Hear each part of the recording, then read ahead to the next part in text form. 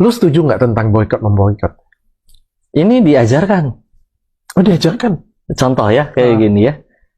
Waktu itu di Madinah, Nabi disiasati oleh, di situ udah ada orang Yahudi dong.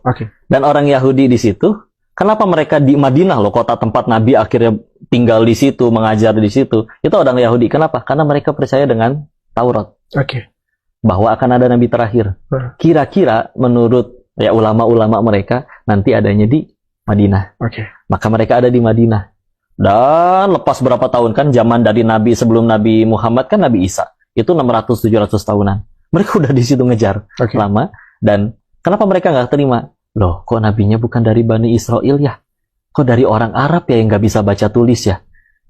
Jadi itu yang bikin mereka nggak terima awalnya, ya kan? Jadi dan akan panjang kalau dijelaskan, dibacakan hadis-hadisnya terkait bagaimana mereka tidak menerima dan kaget. Loh, kok bukan dari golongan kami? Coba dari sebelumnya Nabi Yusuf, Nabi Yakub, Nabi Sulaiman, Nabi Musa, Nabi Isa, Bani Israel semuanya. Kok tiba-tiba orang Arab? Oh, mereka nggak bisa nerima itu.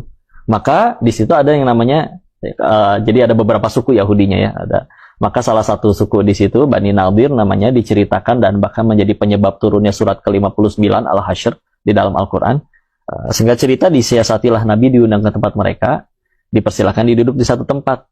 Kenapa duduknya di situ? Karena di atas sudah disiapin nanti pengen dijatuhin batu biar Rasulnya ketimpah mati di situ.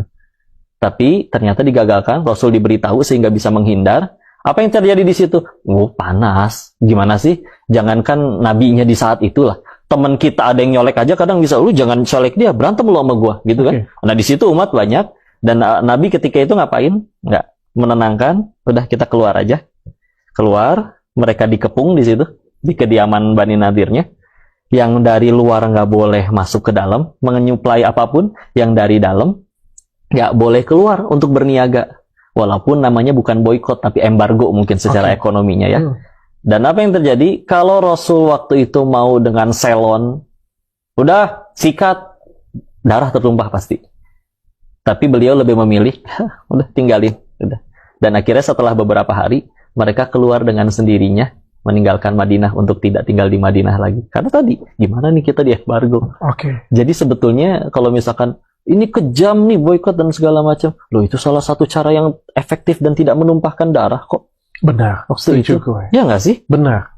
Ya nggak sih? Dan itu juga hak masing-masing kan? Dong, adalah cocok-cocokan juga dong. Lagian kalau balik lagi nih, kalau semua pemimpin negara Islam, yuk teleponan, conference call, sama-sama selon yuk, ledakin aja lah, perang-perang lah dunia ketiga. Tambah chaos, walaupun nanti akhirnya misalkan nanti ada yang nyerang Ka'bahnya lah, malah ada yang nyerang, jadi dunia meledak sana sini lah.